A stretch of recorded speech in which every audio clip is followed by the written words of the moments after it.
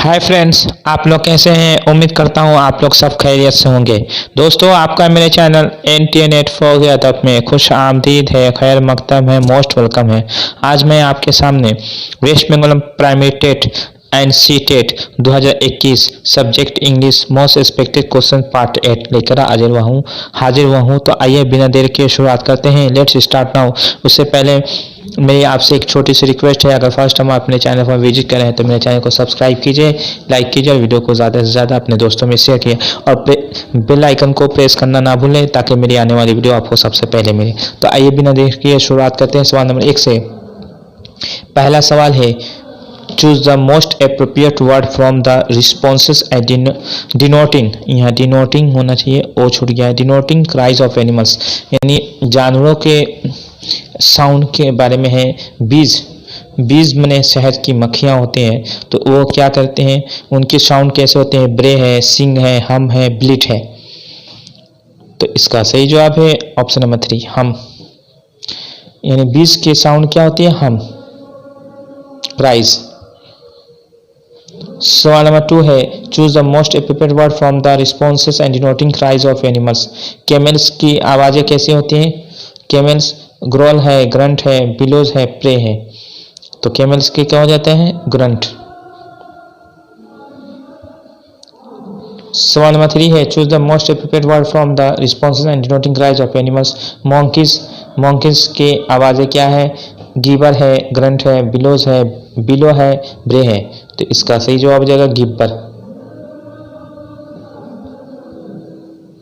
सवाल नंबर 4 है, make the correct synonym of the given word break. Break का synonym क्या होगा। ब्रेक के मतलब होता है शेखी। तो इसका 4 ऑप्शन आपकी स्क्रीन पर है। रिक्वेस्ट है, ऑर्डर है, बोस्ट है, क्वेश्चन है। तो इसका सही जवाब हो जाएगा ऑप्शन नंबर 3, बोस्ट। क्या हो जाएगा, इसका सही जवाब हो जाएगा ऑप्शन नंबर 3, बोस्ट। सवाल नंबर 5 है, mark the correct synonym of the given word Pasteur. Pasteur का मतलब होता है सताना। तो इसका सिनोनिम क्या हो जाएगा, एनॉय है, फाइट है, साइलेंट है, सैड है। तो इसका सही जवाब हो जाएगा option number 1, annoy.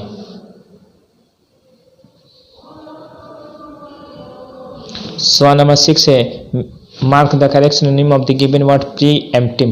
Pre emptive का मतलब कब्ल असर, असर से पहले। प्री एम्प्टिव के मतलब होता है, तो उसका सिनोनिम क्या हो जाएगा, वाइड स्प्रेड है, सीजिंग है, रिस्ट्रेंड है, प्रिवेंटिव है। इसका सही जवाब हो जाएगा ऑप्शन नंबर 4, प्रिवेंटिव। सवाल नंबर 7 है, mark the correct synonym of the given word infringing. Infringing का मतलब होता है तोड़ना। इन्फ्रिंजिंग का मतलब होता है तोड़ना। तो इसका क्या हो जाएगा, ब्रेकिंग है, वायलेटिंग है, प्रोवोकिंग है, हैम्परिंग है। तो इसका सही जवाब हो जाएगा वायलेटिंग।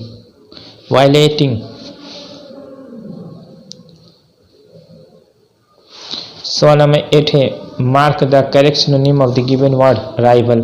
राइवल का मतलब है रकीब, दुश्मन। तो इसका कंपटीटर है, एडवर्सरी है, मैच है, अंडो है। तो इसका सही जवाब आ जाएगा option number 1, competitor, Raqib, competitor. सवाल नंबर 11 है, mark the correct synonym of the given word extra ordinary. Extra ordinary का मतलब खिलाफ कायदा। तो अनयूजुअल है, रेयर है, वंडरफुल है, ब्यूटीफुल है। तो इसका सही जवाब आ जाएगा अनयूजुअल। सिनोनिम पूछा है तो अनयूजुअल, अगर एंटोनिम पूछता तो यूजुअल होता।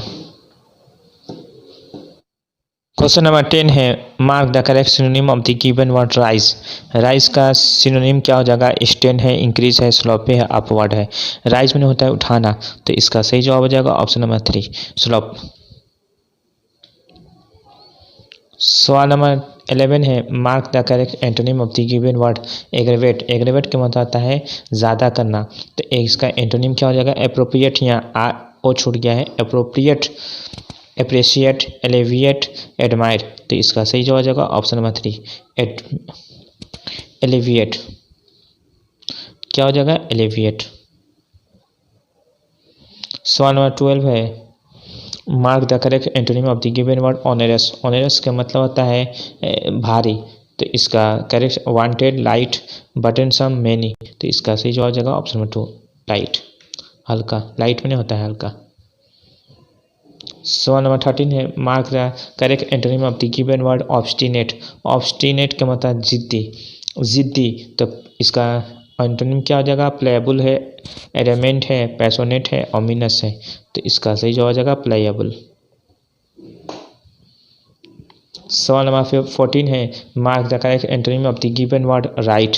राइट में होता है सीधा, इसका एंटोनिम क्या हो जाएगा? इमोरल है, अनसुइटेबल है, इनएक्यूरेट है, इनकन्वीनियंट है, तो अनसुइटेबल हो जाएगा। सवाल नंबर 15 है mark the correct antonym of the given word reveal. Reveal के मतलब है पर्दाफाश करना, तो इसका सेक्रेट है, डार्कन है, डिस्क्लोज है, हाइड है, तो इसका सही जवाब हो जाएगा ऑप्शन नंबर 4 हाइड।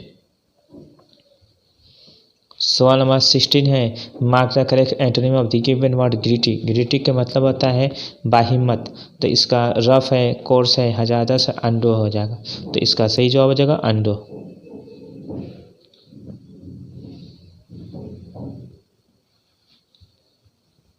सवाल नंबर 17 है mark the correct antonym of the given word nurturing.